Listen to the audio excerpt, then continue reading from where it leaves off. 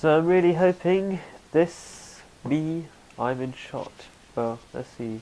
Hello, peace be upon you. Welcome to another episode of the Happiness Revolution. What are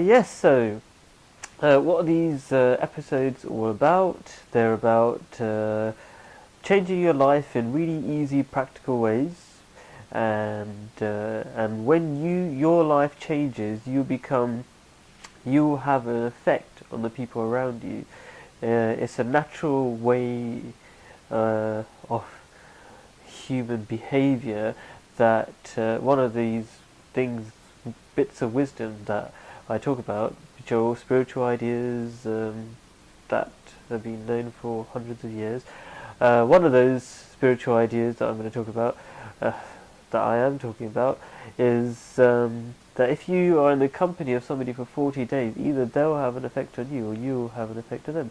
So the idea is that when you're happier, then you've got all these principles within you that make you a more successful, happier, and all this kind of stuff person, then you automatically start having an effect on other people.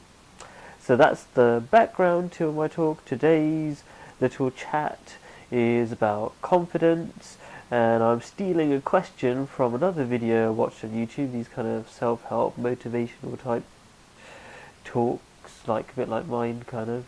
And in that there was a question about from a 16-year-old who said, I have confidence issues, I'm not sure how to maintain conversations, and blah blah blah. And it's a really important question. It's not just for 16-year-olds or younger people that might have an issue with this.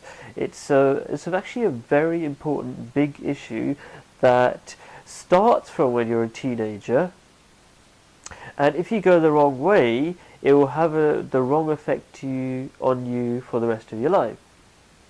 So let's start talking about it. So why is there are many angles to this, and I want to start off with the reason why I pointed out that he's a 16-year-old and why I thought that was important is because, you see, when you're younger, say before you're 16, a bit younger, well, let's start off when you're, I don't know, a toddler or a baby or something. You don't have the complications of figuring out what the other person is thinking. You just do what you're going to do anyway, and you just express yourself without being too manipulative, if I've said that word properly, without thinking of manipulating the other person with your actions. And you're also not trying to survive or impress or be in with the group. You just do what you've got to do. And as you get older, you try to be more and more in with the group, more in with society, and be in line with how you're supposed to behave. And so as you become a teenager, your awareness becomes even greater, and you feel the presence of the rest of society and their expectations of you, and you start falling in line.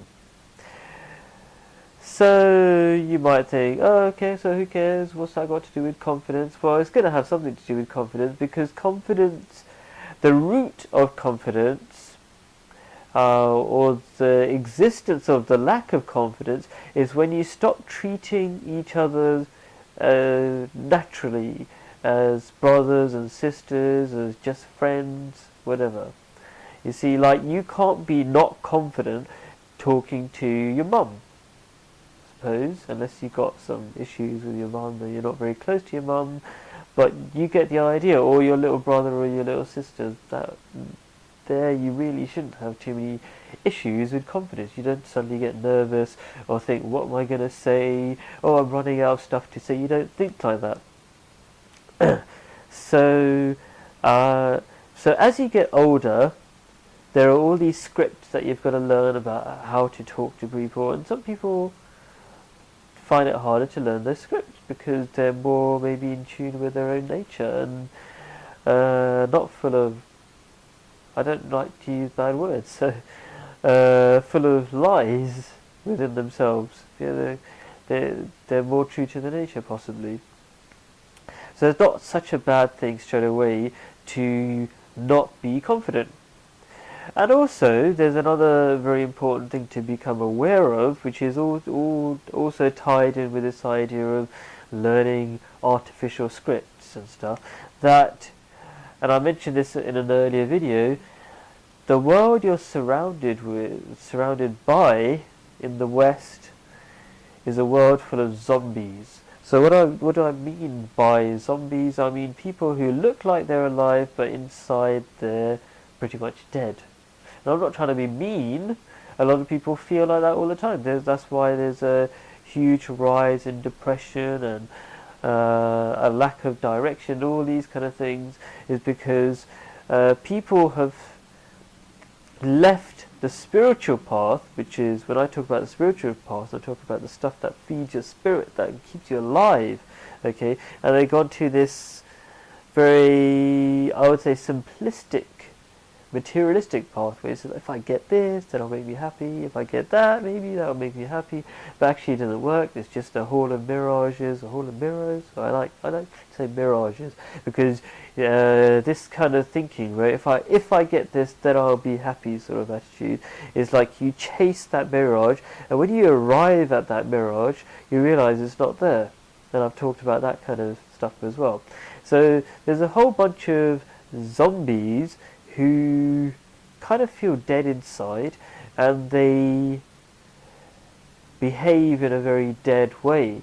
So a person who's true to their nature will find it difficult to communicate with the zombie-like people that the Western world is full with.